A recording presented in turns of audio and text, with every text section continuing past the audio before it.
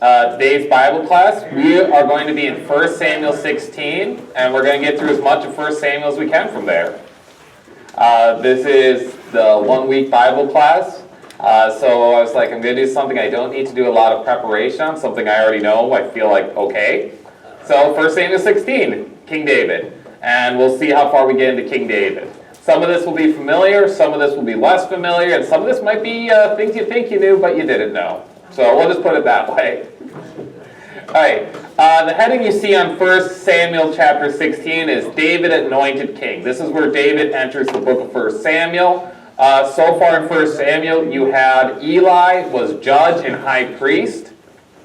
After Eli, Samuel becomes the judge, and he has a long reign as judge that is unremarkable because it was peaceful and things went well.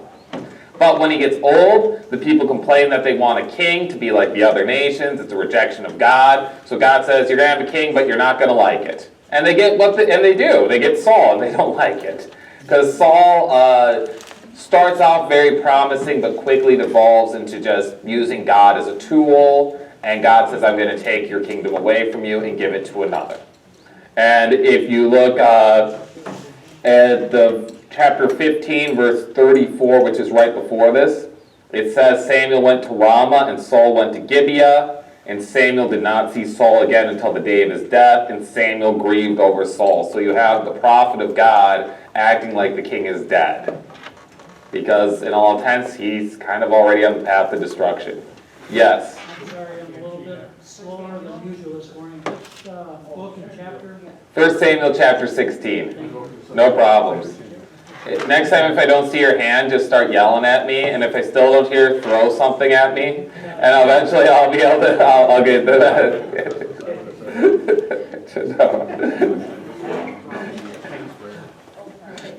I know people are now excited, they're like, oh, I have an excuse to throw something at them now. Get hit by a full cup of coffee, it's going to be great. Okay. So yes, so Samuel's acting like Saul is dead. Saul has done numerous things to upset God. Notably, there was a time where they were going up to a battle, and Saul was waiting for Samuel to come and offer a sacrifice. And kings don't offer sacrifice, that's the job of the priesthood. And he's waiting, and his men are deserting him every day he waits. And so finally he becomes impatient. He says, I don't care what God says, I'm going to offer the sacrifice, and he does. And then as soon as he's done, Samuel shows up and says, what have you done? So we have that there. We also see him despising God in the previous chapter where God tells him to go kill a king. He doesn't kill the king. He captures him instead. So we see him, he just doesn't seem to care what God has to say. All right, let's go ahead. Do I have a volunteer to read? It's 16, 1 through 13. This is well known. Go ahead, Bruce. Samuel anoints David as king. Now the Lord said to Samuel, you have mourned long enough for Saul. I have rejected him as king of Israel, so fill your flask with olive oil and go to Bethlehem. Find a man named Jesse who lives there, for I have selected one of his sons to be my king. But Samuel asked, how can I do that? If Saul hears about it, he will kill me. Take a heifer with you, the Lord replied, and say that you have come to make a sacrifice to the Lord. Invite Jesse to the sacrifice, and I will show you which of his sons to anoint for me. So Samuel did as the Lord instructed. When he arrived at Bethlehem, the elders of the town came trembling to meet him. What's wrong, they asked. Do you come in peace? Yes, Samuel replied, I've come to sacrifice to the Lord. Purify yourselves and come with me to the sacrifice. Then Samuel performed the purification rite for Jesse and his sons and invited them to the sacrifice too. When they arrived, Samuel took one look at Eliab and thought, surely this is the Lord's anointed. But the Lord said to Samuel, don't judge by his appearance or height, for I have rejected him. The Lord doesn't see things the way you see them. People judge by outward appearance, but the Lord looks at the heart. Then Jesse told his son Abinadab to step forward and walk in front of Samuel. But Samuel said, this is not the one the Lord has chosen. Next Jesse summoned Shimei, but Samuel said, neither is this the one the Lord has chosen. In the same way, all 7 of Jesse's sons were presented to Samuel. But Samuel said to Jesse, "The Lord has not chosen any of these." Then Samuel asked, "Are these all the sons you have?" "Well, they're still the youngest," Jesse replied, "but he's out in the field watching the sheep and goats." "Send for him at once," Samuel said. "We will not sit down to eat until he arrives." So Jesse sent for him. He's tall and handsome with beautiful eyes. And the Lord said, "This is the one, anoint him." So David stood there among his brothers. So as David stood there among his brothers, Samuel took the flask of olive oil he had brought and anointed David with the oil. And the Spirit of the Lord came powerfully upon David from that day on. Then Samuel returned to Ramah. All right, thank you for that. Okay, so here we have the anointing of David. Samuel is called to go, and his first worry is that the king would kill him. Why would the king kill him? What's he doing wrong? Well, what he's doing is a little word we like to call treason. This is treason. He is betraying the king and saying, "I'm going to go anoint a new king while the king is still alive." This is something that, by all means, it's not acceptable here. If you have a king and you say someone else is king, that is treason. It's kind of like if somebody were to say, "Hey, guess what? I'm going to start a new country right now here in Dearborn, and we're going to elect a new president." That's treason.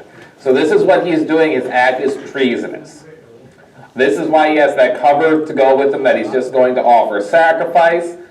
It's also notable that with sacrifices, when they do a sacrificial animal, they burn part of it to the Lord, and then they eat part of it. So when you offer a sacrifice, there's also a meal involved. It's a really good system for that. I like that part of this. Anyway, they go to Bethlehem. How fitting for Christmas. This is obviously why I chose it, because Bethlehem's in this story. So this is where we do have, again, David is from Bethlehem, so we will see Bethlehem show up a couple of times in Samuel. Other than that, Bethlehem is not an important city. So it is not brought up much throughout the rest of the Bible. That's why it's surprising when we get the prophet Micah saying, "But you, Bethlehem Ephrathah, are by no means least among the leaders or tribes or princes of Judah," depending on your translation, "for out of you will come a ruler." But in the same way they'd expect that, because they know this is a city of a king, of David, the city of David. That's how they would recognize this place. So he's supposed to go to Bethlehem. Bethlehem is in the tribe of Judah. Which is interesting because Judah is the biggest tribe and is often the most powerful tribe, though sometimes that's Ephraim. Saul is a Benjamite, so he's from a different tribe. So this is one of the conflicts that you will see between David and Saul, especially after Saul died, where the tribe of Judah immediately says, "David's king." We acknowledge David as king, but the other tribes are, 7 years later, it takes them in a civil war before they recognize David as king. So you do see that split already among the tribes of Israel, which after Solomon becomes much more pronounced when they end up with 2 different kings, Judah and a couple tribes with them, and then what we usually call Israel, the northern kingdom, will have their own king as well. But that's not this Bible study, so we won't talk about that. Well, much. It's me. I don't know. Maybe we will. Man. Well, so who knows where this Bible study is going to go? Let's see. Okay. Yay. So he's going in to offer the sacrifice for him. And then they ask, "Do you come in peace?" The good alien question. Do you come in peace? Why are you showing up here? Why would you be scared of the prophet of God? Wouldn't it be like good happy times that he shows up? No, not always. If the prophet shows up, it might be to condemn your city. And it should be known the last time Samuel went anywhere, he cursed Saul, the king, and then he killed the king that Saul was supposed to kill. He's the one. God commanded Saul to kill him. Samuel finds out he doesn't, so he calls for the foreign king, grabs a knife, and kills the guy. So they're probably saying, "Oh, this isn't good. Samuel showed up. This is probably not that's why they're scared." They're like, "What are you going to do to us now? You going to call down fire from heaven on us? You seem to be on a rampage lately." But no, he's coming in peace. So they get themselves ready for the sacrifice. They consecrate themselves. That would be like a ceremonial washing they would do for that. And Jesse and his sons are invited to the sacrifice itself, and they all sit down to eat. Big family meal. This is the part that we like now. Where we have Eliab, and I'm sorry I didn't warn you, there was like 14 odd names in this chapter, but hey, you did good. I got the first letter right. Yeah, you got the first, yeah. You were pronouncing them more attuned to the original Hebrew. We'll just go with that. And so what happens is he's supposed to anoint the one to be king.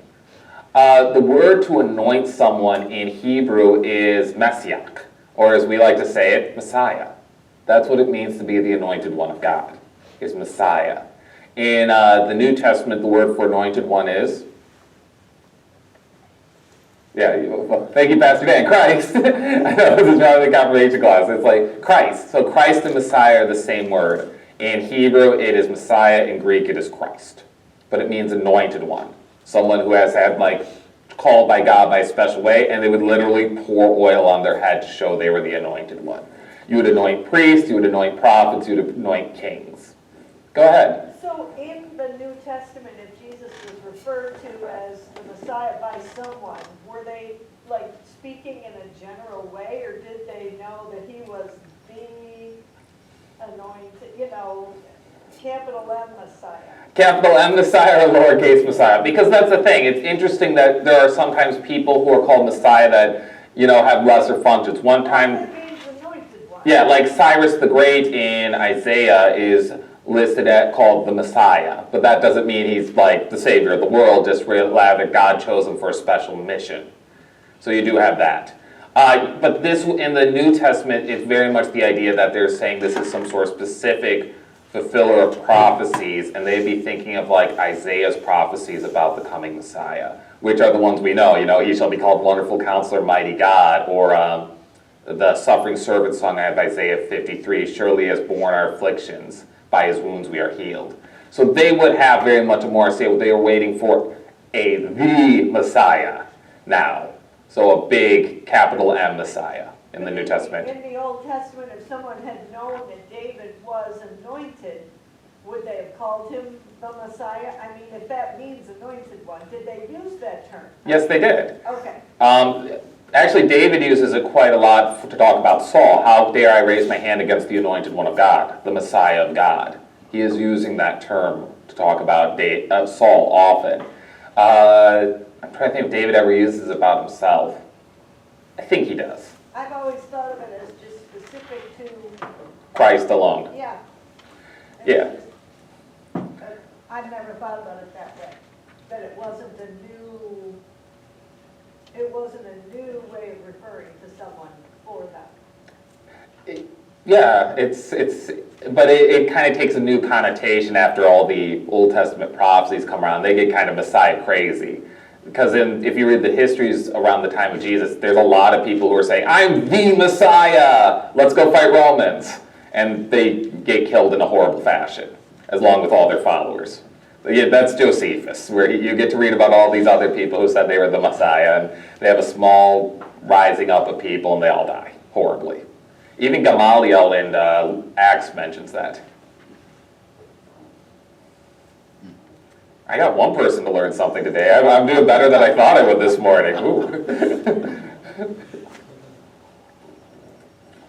Okay, so we have the section where it's like God looks at the heart, man looks at the outward appearance. Who here has heard a sermon on that verse? Everyone wants you to raise their hand. Okay, it's a good verse. It's a wonderful verse, but we're going to skip it because we can cover other things in here. David is called in then. He is the youngest. He is out keeping the sheep. This is a good job for your youngest kid. He is definitely the spare kid at this point. If you have 7 older brothers, you are the spare. You're not going to be the leader of the family. You're not going to get the double portion of the inheritance. You're just kind of like, hey, we got some extra kids. Let's make this one the shepherd. And it's a job that can be done by a young kid. That's the idea behind a shepherd. It's a low skill job. So not the most glamorous position at all. So they bring him in, which would have been a long, awkward wait. Call him in from the field. They're like, send someone to run, send someone to bring him in. He has to consecrate himself for the sacrifice. So they're all sitting around and dinner's getting cold. Man, I would have felt awkward. But that's how I view the scripture, through food. the food interpretation of the Bible. It's all about like how cold the meat would be at that point. He was the baby of the family. He was ostensibly the weakest, if you will, but he'd still, later on we find he'd still killed, I think, a lion and a bear with his bare hands or something. He struck it with his staff. He's no wimp. No, he isn't. He's just the youngest. Yeah, and that's the thing. It's like his brothers would be like full-grown men, and I don't care how tough of a teenager he is.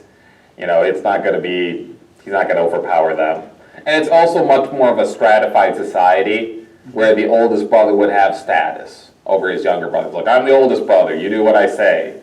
And they would actually, that'd be like legitimate, as opposed to my older brother would just take my toys and tell me to deal with it, and then punch me if I didn't like it, This would be a much more like culturally, they have a very different idea of like property and who can tell who what to do. So yeah, they would have a different relationship here. So what happens is he comes in, we got this really strange description, which I love. Yours had tall, which was weird. I don't know where they're getting tall out of that word. I've looked this up before and I forgot what the Hebrew is. It was probably something I can't pronounce anyway. But usually the thing they call him is ruddy, with beautiful eyes, and handsome. Ruddy is the one that I like there. What does ruddy mean? Red. Reddish. Like he's got like a good, healthy complexion about him. Red cheeks. Yeah. And then beautiful eyes. That is actually something. I've seen one translation that even did his eyes sparkled. So he's got some sort of handsomeness about him. Yeah, so that's his description. I don't know where tall came from. Were you reading New Living Translation? Yes. Yeah, I don't know where they're getting tall out of that. That's weird. But hey, I should find that out sometime. No translation's perfect. No, none is, no. That's why we use the Greek and the Hebrew in multiple translations. Yes, I'm not arguing that point at all. His brother is tall, though. That's interesting. Saul, notably, that's one of Saul's chief physical characteristics. He's the tallest guy. That's when they bring everyone to anoint Saul as king. He stands up finally after hiding in the baggage, and he stands up and he's a head taller than everyone else. So everyone else comes up to here at most on him. So Saul's like a giant among everyone else. He's their center on their basketball team, if you want to think about it. So the big, tall guy. And it's notable that when, yes, you're the king now, so what would you like us to do?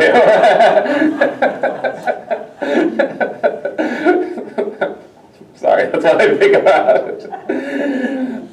So yeah, not much taller than everyone else. I'm not going to bring you up here to show that's anything, because it's, yeah. We don't know how tall Saul was.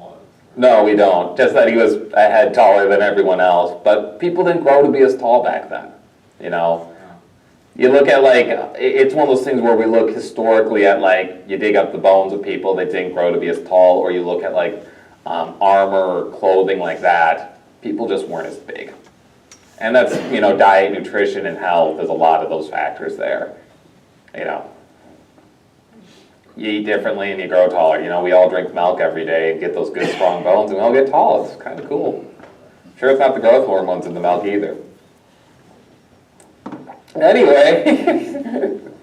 No, that's like conspiracy theory. Hey, Nate, delete that last part. I don't want YouTube to fact check me, okay? YouTube. That doesn't actually happen. There are no, anyway. So he anoints him in front of his brothers. So who sees that David is anointed? Who are all the witnesses to this? Think about it for a second. Because this is how he's going to claim that he should be the next king later. Who saw it? His brothers did. Yeah, so he's got 7 witnesses and his dad, so that's 8 witnesses to his anointing. And there may have been a couple other people there as well, but there are witnesses to it. This is interesting. So his brothers witness this anointing, and I'm sure everyone's going, wait, what's going on here? Well, you don't say no to Samuel. I wouldn't cross this guy. But he is anointed, and so there are witnesses to his anointing. And he will say later, I was the anointed one of God. That's one of his claims, that's why he should be the next king. God chose him. So yeah, this will be a point of contention as well, because could you imagine that you're from the tribe of, let's say, Benjamin. Saul was your king. He was from your tribe. He dies. His heir dies. And now in Judah, they're saying this guy was anointed by God. And look, we have all these men of Judah who say he was anointed by God. You can understand their skepticism. They're saying, really? Was he really anointed by God? Or are you just guys trying to like say this guy's the king now? So that maybe makes sense to them as well, why there's a disagreement about that. All right, let's move on.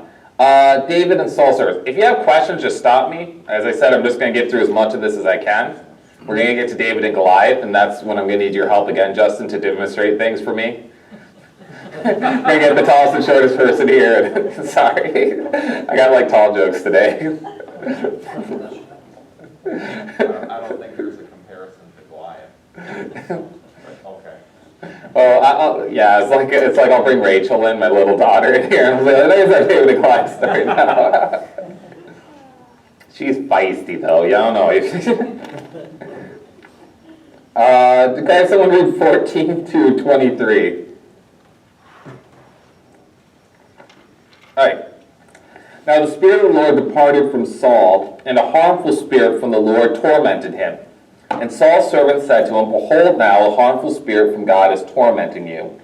Let our Lord now command your servants who are before you to seek out a man who is skillful in playing the lyre. And when the harmful spirit from God is upon you, he will play it, and you will be well. So Saul said to his servants, provide for me a man who can play well, and bring him to me. One of the young men answered, behold, I have seen the son of Jesse, the Bethlehemite, who is skilled in playing, a man of valor, a man of war, prudent in speech, and a man of good presence, and the Lord is with him. Therefore Saul sent messengers to Jesse and said, send me David your son, who is with the sheep. And Jesse took a donkey laden with bread, and a skin of wine, and a young goat, and sent them by David his son to Saul. And David came to Saul and entered his service. And Saul loved him greatly, and made him his armor-bearer. And Saul sent Jesse, saying, let David remain in my service, for he has found favor in my sight. And whenever the harmful spirit from God was upon Saul, David took the lyre and played it with his hand. So Saul was refreshed and was well, and the harmful spirit departed from him. Okay? So, it's interesting that at what verse is that?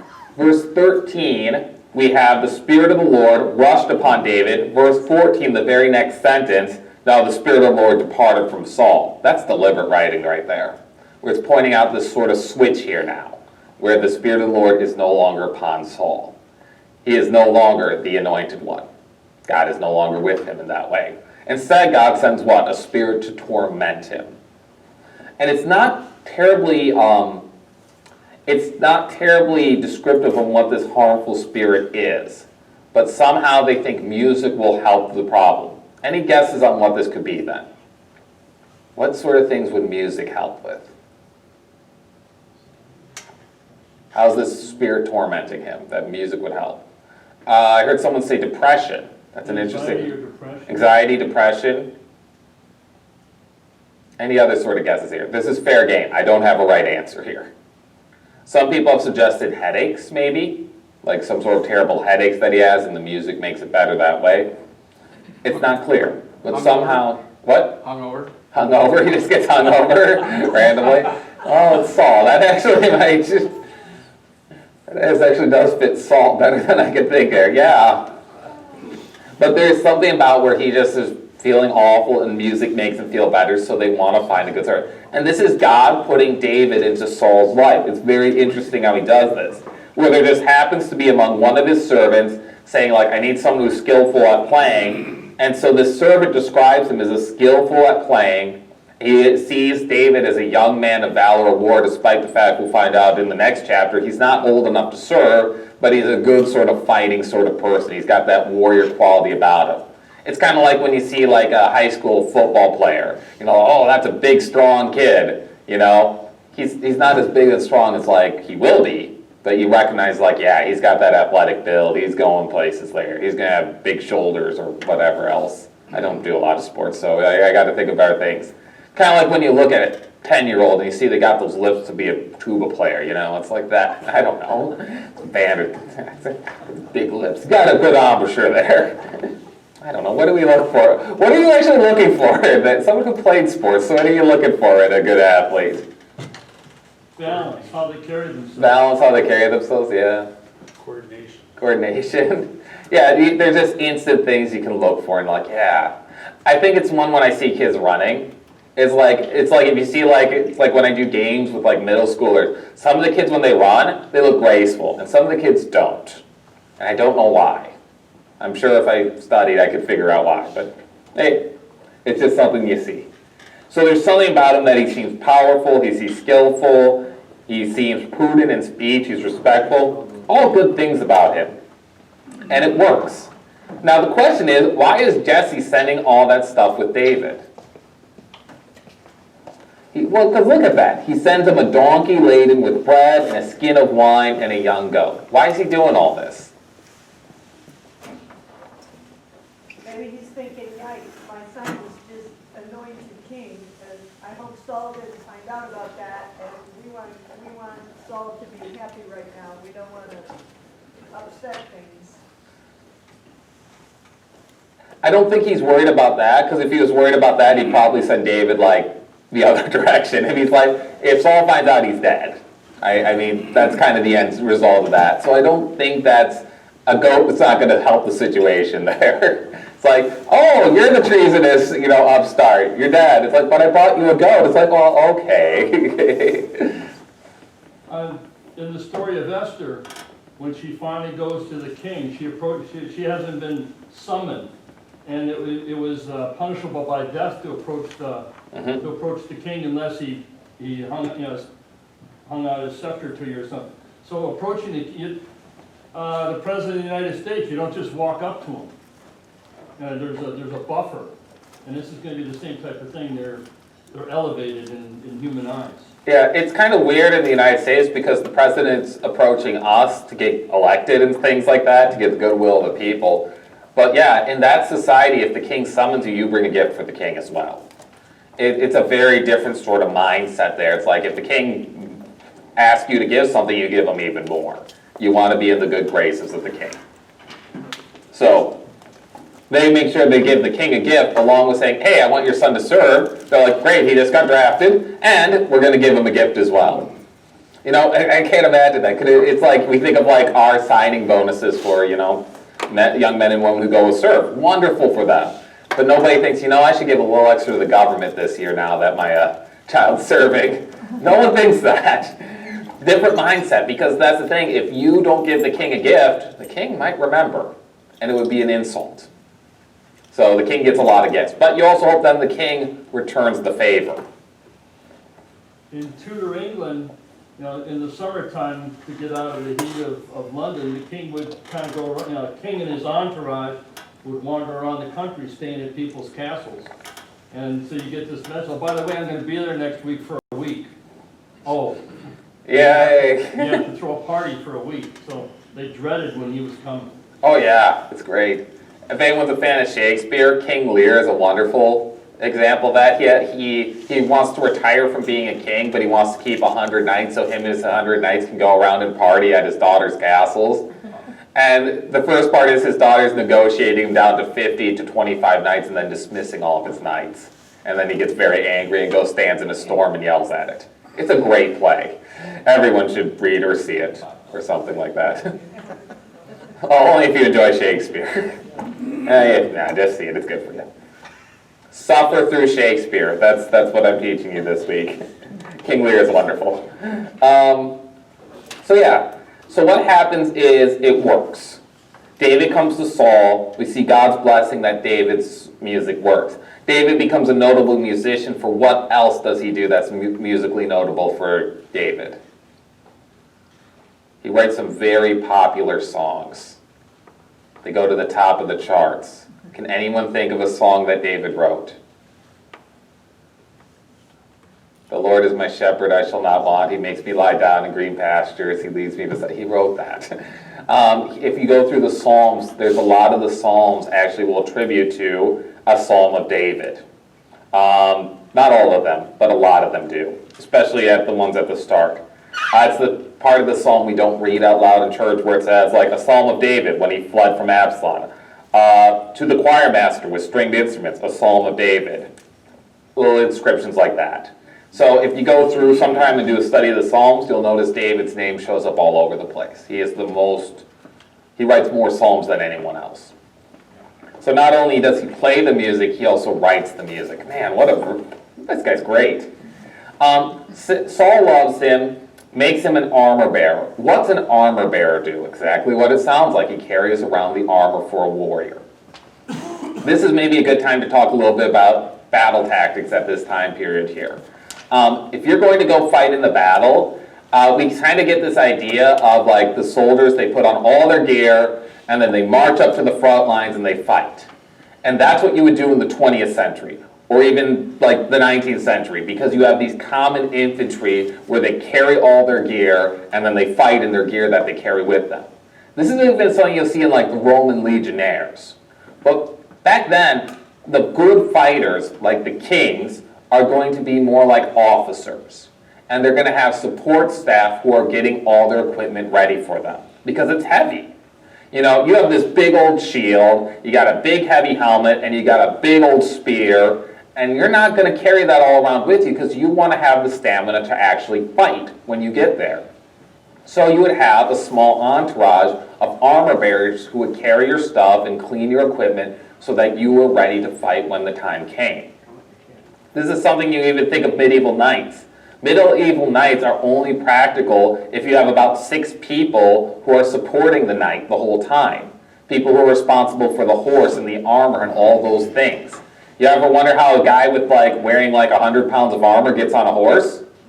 He has 6 guys helping him do it. That's how you do that. Otherwise, it's not going to happen. This is the same sort of idea here, that when Saul goes out to fight, he's got everyone else is carrying his stuff. He puts his stuff on, he goes up to the battle line, and then it's going to be a lot of one-to-one fighting, where they're going to form up lines, and they're going to pick out another fighter, and they're going to fight one-on-one. That's the battle tactics here.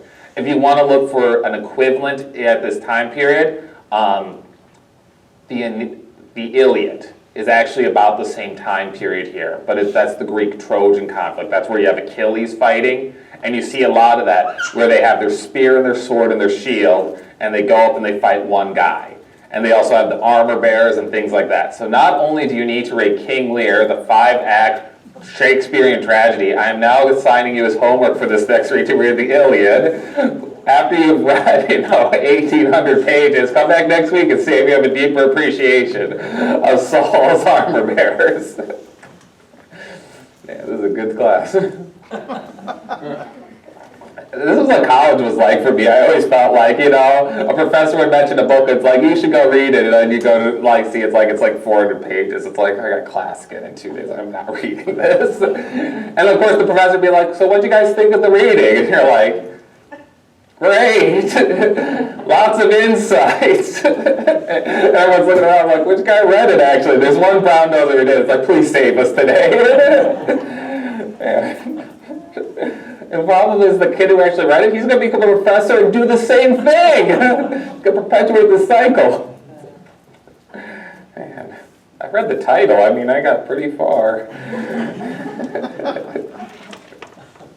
So this is David. Any questions on this? What David's doing?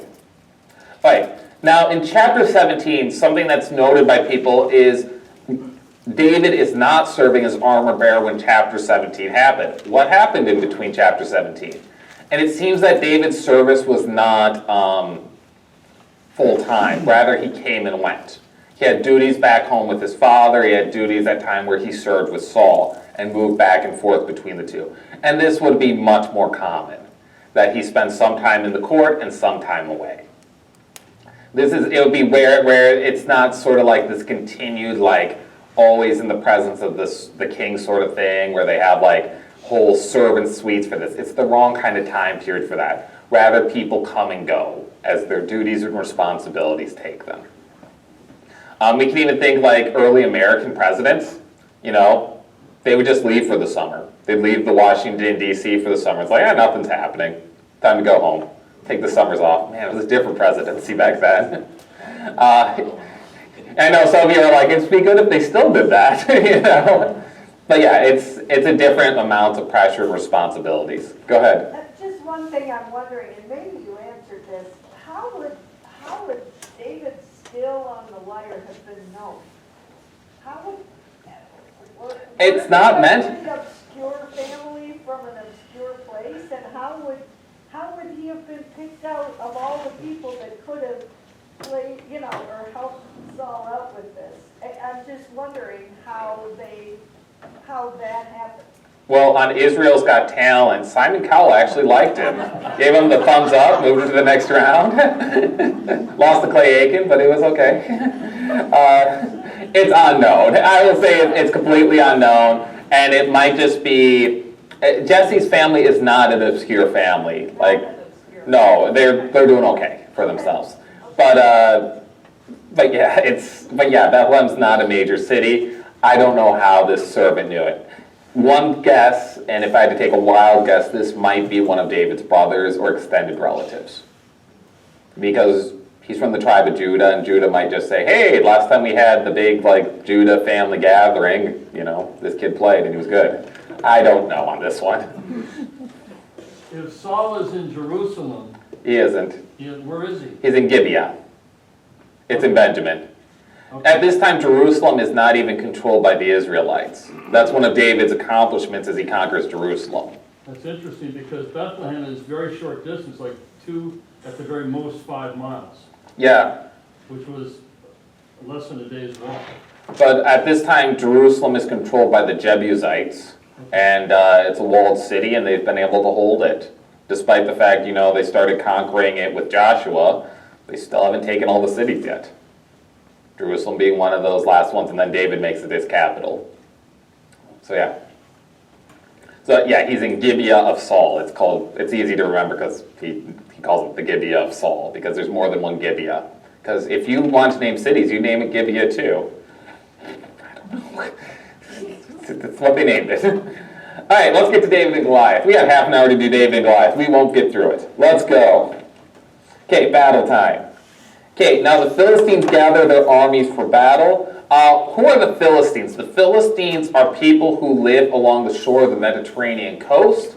If you want to go back historically, they are Phoenicians in settlement, so they came from the sea. The Phoenicians were all around the Mediterranean. They were noted for delivering the Phoenician alphabet, for establishing trade routes. They were generally very wealthy. They influenced a lot of societies around the Mediterranean. The Philistines are one of their descendants. Another descendant of them is the Carthaginians, who would settle in what is modern-day Tunisia. They make an empire just as big as the Roman Republic, and then they lose to the Roman Republic in the 3 Punic Wars and get absorbed into the Roman Empire. But the Phoenicians are important. Like, if you look at the history and development of the region, this is who they are. So the Philistines are sometimes called the sea people because they came from the sea. Their god Dagon is half fish, half human. This is also shown because they're part of the sea people. So they have a lot of sea imagery in sort of their things.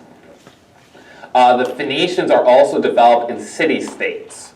So every city has its own king, yet they sort of have like a cultural bonds that kind of bring them together. Partly they share a lot of enemies. They're strong people. The people of Israel fight against the Philistines for years and years. Notably, Samson, our favorite judge, well, maybe not your favorite judge, but one of your favorite judges, you actually remember his name, he fought against the Philistines. And he does not defeat the Philistines. As God says, he begins to defeat the Philistines. Samuel fights against the Philistines. The next ruler after that is Saul. Saul fights against the Philistines. David fights against the Philistines, and he seems to beat them because they stop showing up after that. But yeah, the Philistines are just for hundreds of years, they are the strongest group in the region, and they keep beating the Israelites. There are times where the nation of Israel is basically under their control, or part of their country is under control of the Philistines. So this is uncommon here. So that's the Philistines. They gathered their armies for battle. This means it's probably in the springtime, because that's when you gather the armies for battle, the spring. The reason being that you have a good, long season of fighting before the big rains come again. That's kind of how you do this in this region. So it's all, what month battles are going to start. It's a very different mindset for all of us. Go ahead. Okay, quick question here. What is the main reason the Israelites and Philistines cannot coincide together peacefully without war? Okay, so I'm trying to think how to simply answer this. Why would they?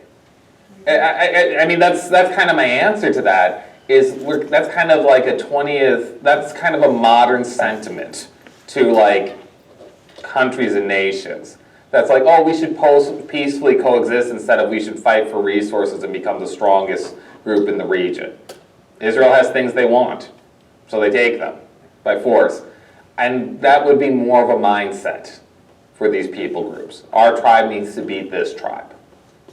Okay, because I'm wondering if these aren't just like ruthless, violent, like comparison ISIS type people. They're just like, it's just that. They're conquerors.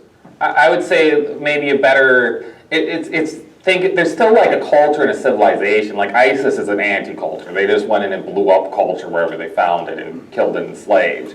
And I mean, there are civilizations like that, but they don't last. They eventually have to get a culture where they just burn out because they're barbarians. I would say it's more like, I'm trying to think of a good conquering group here. I mean, you can think of like the Greeks, like Alexander the Great. Let's just conquer everyone and make them Greek. The Egyptians do this. The Assyrians do this. I mean, that's just sort of the idea. It's like if you have the stronger culture and the stronger armies, you just go conquer people, or you just take their stuff and make them your slaves. That's how it worked back then.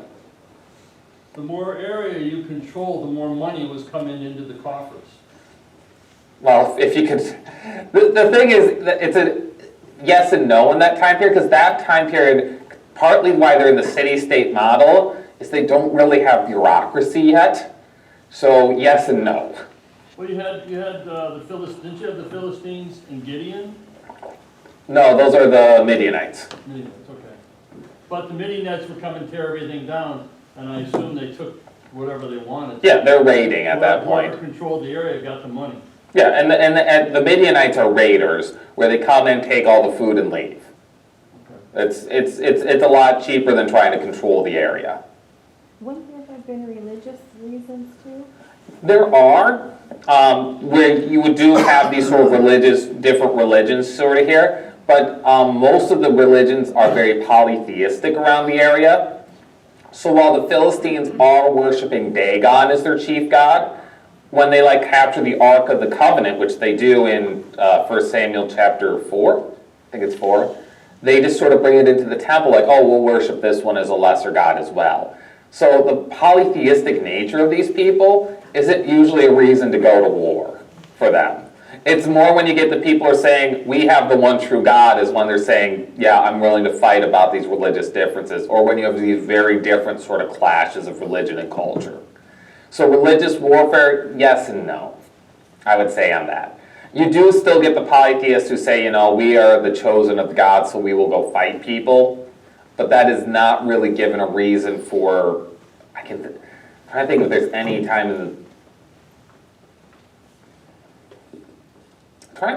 there's any time where anyone claims that in the Old Testament. And I'm not sure. Partly because the Old Testament's very long and I don't have it memorized yet. But yeah, I bet there is. I just have to look for it a bit. I'm thinking Sennacherib might do that. He's an Assyrian. But I'm not sure on that. If anyone remembers, please raise your hand and volunteer if you know that answer. But yeah, so yes, religious could be a reason, but honestly, it's just we want your stuff. We want your land. We want to be in charge. We want to take your stuff. That's probably the whole motivation here.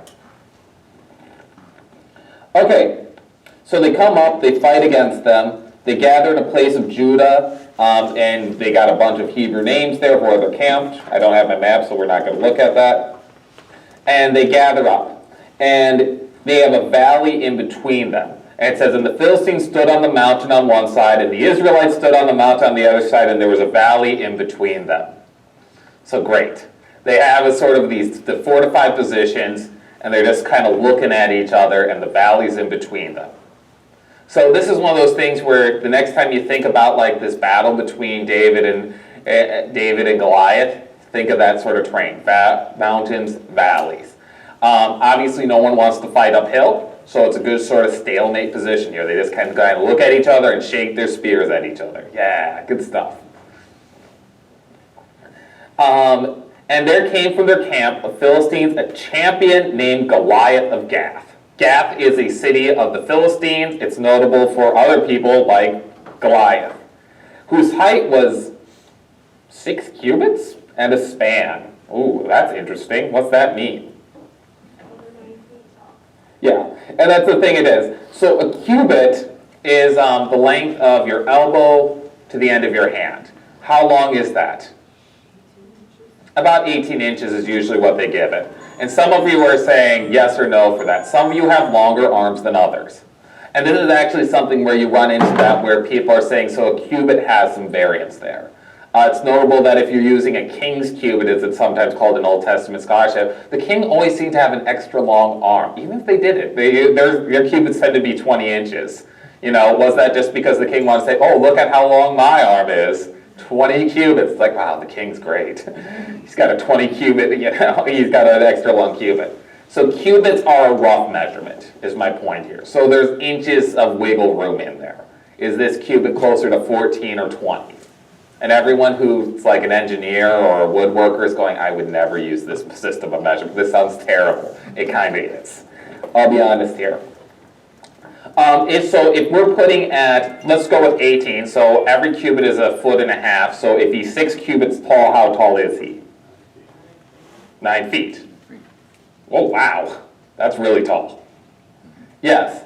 Now, some of you have a little footnote in your Bible that says, the Septuagint and the Dead Sea Scrolls and Josephus all say 4 cubits. How tall would someone be who is 4 cubits tall? Yeah, you got it right, 6 foot. You did the math right. I know I'm looking at you like you got the wrong answer. It's something I learned to do with my students. You look at them like they got the wrong answer, and then they change their answer, even if they're right. It's great. They do. And they say the right thing. It's like, so who was born in Bethlehem? They're like, Jesus. I just look at them. They're like, and then they give me a new answer. It's like John the Baptist. It's like, no, you're right. Stand by Grant. Anyway, yes. This is actually an interesting little footnote here because the Septuagint is the Greek translation of the Hebrew thing. And so when they translated from Hebrew to Greek, they wrote down 4 cubits instead of 6 cubits. Dead Sea Scrolls. Those were the scrolls found in the 60s, and they were found in Israel, and they were very old copies of the Hebrew manuscripts. And they're dating from around the time of Christ. Josephus is a historian where he tried to do a history of the Jewish people, and you can read Josephus if you want to read another 2,000 pages. But in Josephus, he does like an entire history of the people of Israel. He is writing after the time of Christ, within like 100 years of that. And so those are what we're looking at for the time periods there. So these people all put down 4 cubits, which is 6 feet tall, which for that time would be really tall if someone was 6 foot or taller here. I should also note here, they may have laid Goliath down after he died and measured him in cubits, or they may have just said, he's about-ish, he's about this many cubits tall. Because that's more their attitude towards numbers. Our attitudes to numbers is we get that fish and we get it down, to the very quarter inch or the 1/8 inch, or if we're metric, it's down to the millimeter there, how long that fish is. Like, look how big this fish is. That's not their attitude about things. They're like, it's about this big-ish. It's about this big. That's more their attitude towards measurements here. And so this is something here where I struggle with this one a little bit, and I tend to actually favor the Septuagint here, where thinking that maybe they got it right with the 4. And that also the Septuagint is sometimes using older manuscripts than the ones that we have for the Hebrew text. The Dead Sea Scrolls are older than the Hebrew text we're using. The Hebrew texts we're using are usually done by the Masoretes, and they're like 5th century manuscripts. So I actually favor the 4 to the 6 here, just to let you know. I would also say there's nothing, I don't see anything in the text that leads me to think that Goliath's height is somehow miraculous, but rather it's just sort of he's really tall. So that's my take on that. And if you want to debate me on it, feel free. But I'm just giving my opinion here on this one. If you want to tell me he's 9 feet tall, I'm happy to hear you out on that. Okay. So he has a helmet of bronze upon his head. It's the Bronze Age. He has armed with a coat of mail, and the weight of the coat was 5,000 shekels, which means it was how heavy according to your footnotes? Well, how much? 125 pounds. Yikes, this is heavy. And this is this era, so somebody throws this shekel on him. He's got this really long, he's got a helmet of bronze. He's wearing 100 pounds of thing. He has armor on his legs. He has a javelin of bronze slung between his shoulders. So this guy's coming in wearing bronze all over himself. Bronze is heavy. And that's one of the reasons why they fight the way they do. Someone carries all your stuff, you throw it on, you go fight for 15 minutes, and then you take a break. Because you can't fight any more than 15 minutes with this stuff on.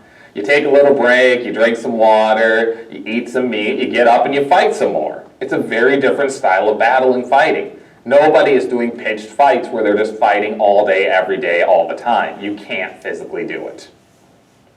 This is the other reason, where if you retreat, what's the first thing you do? You drop all this stuff and run away. So the other army picks up all this stuff like, ooh, we got the loot. And maybe they don't even chase you because now they have to carry that and chase you at the same time. It's a different world. All right. The shaft of his spear was like a weaver's beam, and his spear's head weighed 600 shekels, which is 15 pounds. Yikes. This sounds like an unwieldy weapon. And the shield bearer went before him. So yeah, he's just like he's wearing all this heavy equipment.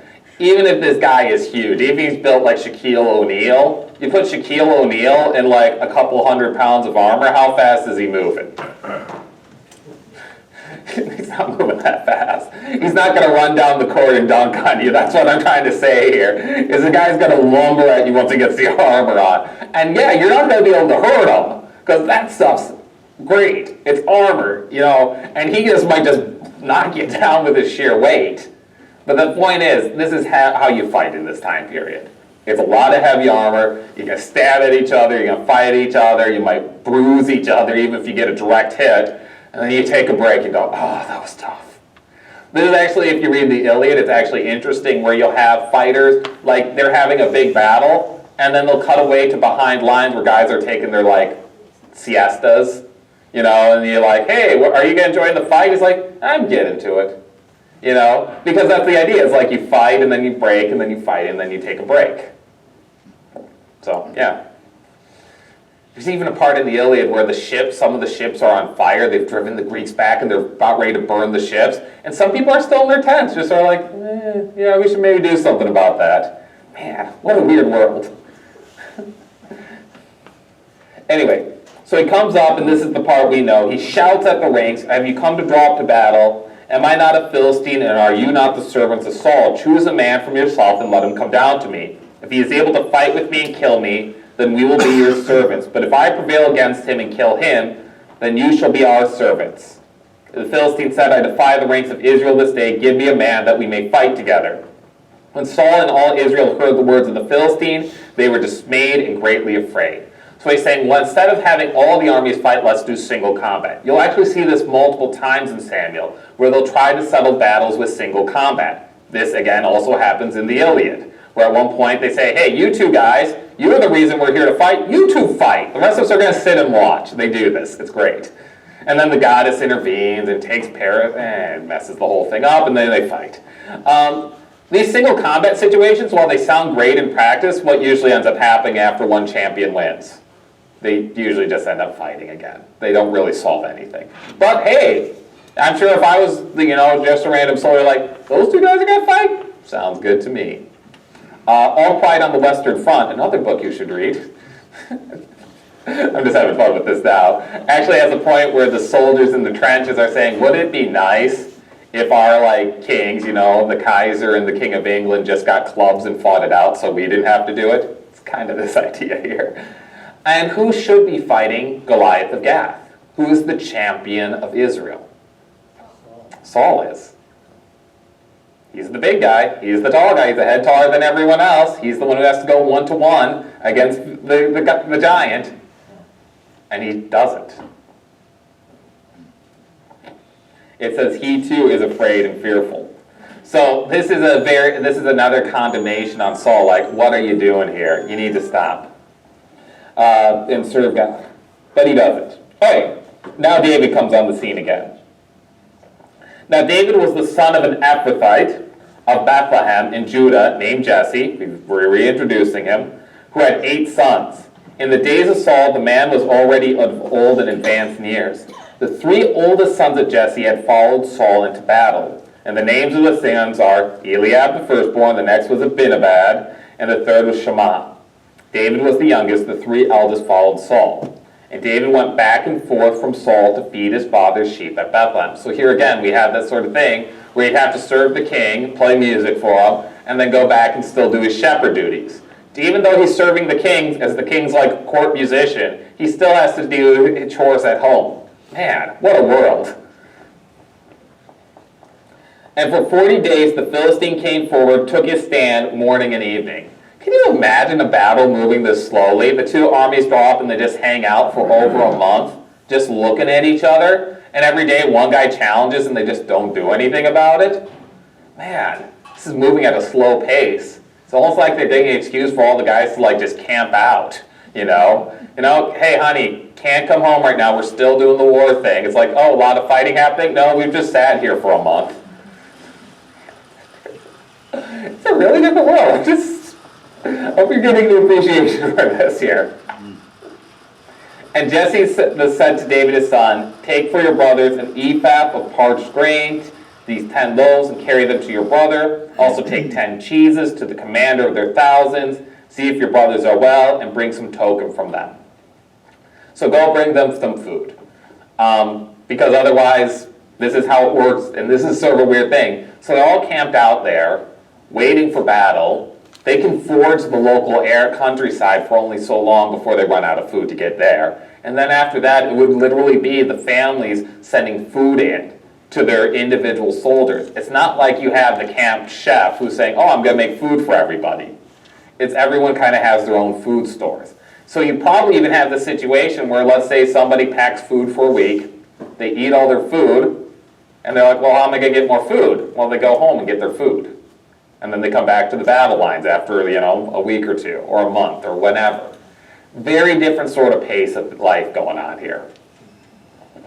So here, this is how they're going to keep them going in the battle. They resupply them family by family. Can you imagine fighting this thing? This is so strange. And so David does that. They also give to the general there, they give him some cheese. I like that. I like cheese. So this is a good choice here. Cheese is wonderful because it stores well. It keeps good for a very long time. So cheese is a wonderful gift. Anyone who's thinking of gave cheese to someone this Christmas, blessings on you. That was a good gift to give. Cheese is always welcome. I don't know of anyone who doesn't like cheese. Even people who are lactose intolerant, they like cheese. They're just regretful. That's my take on it. There's probably like one vegan sitting out there right now on YouTube who's like, how dare he? How dare he? There's vegan cheese too. I've had it. It's also good. It is. I had it. It's made out of like mushrooms. It sounds weird, smells weird, but it's still good cheese. Okay. Now Saul and they and all the men of Israel were in the valley of Elah fighting the Philistines. David rose early in the morning, left the sheep with a keeper, and took provisions and went as Jesse had commanded him. He came to the encampment as the host was going out to battle line, shouting the war cry. Could you imagine that? It's day 40. If you get together, you do your battle cry, some sort of chant or cheer or something, rah, rah, rah, let's go, and you do nothing. How happy do you think this battle cry is by day 40? It's like, let's go get them, team! Yeah. If you want an example of this, just watch the camera of the Lions about this time of year in their locker room. It's about that level of excitement. Let's go win this one. It's like, yeah. Poor Lions. Anyway.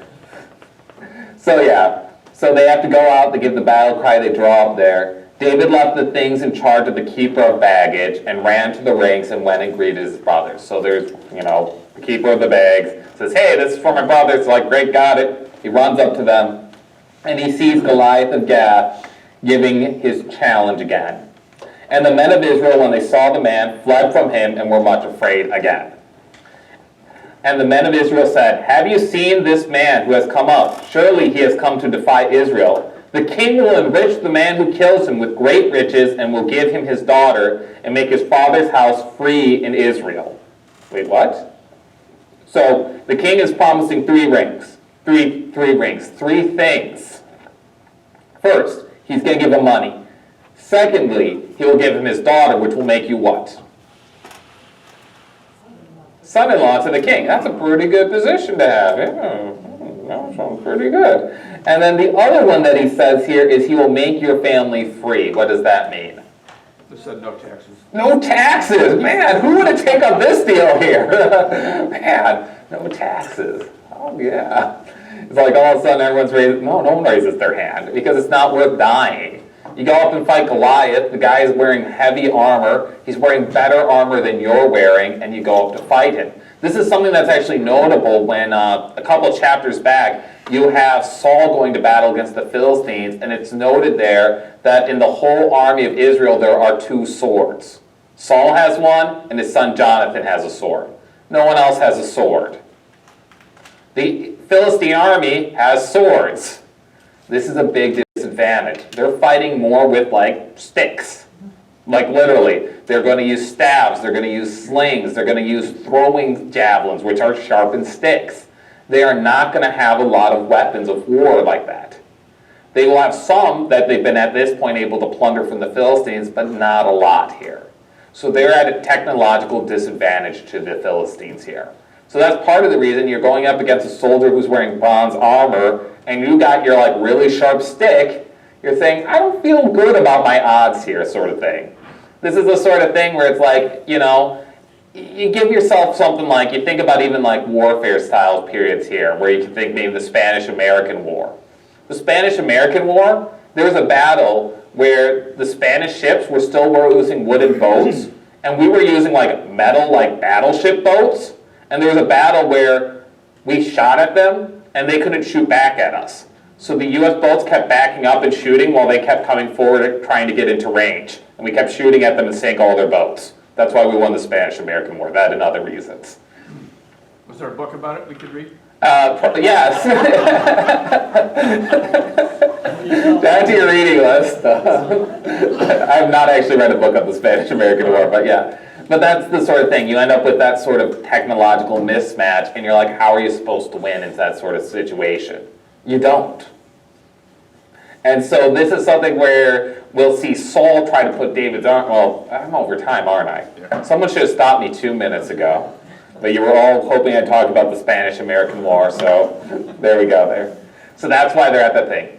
All right, wrapping up for today's lesson here. Hope you have a deeper appreciation of what's going on with this time period here. If you want to read on your own, for real, not the Iliad and King Lear, reading about David and Samuel is pretty easy to read. It's history.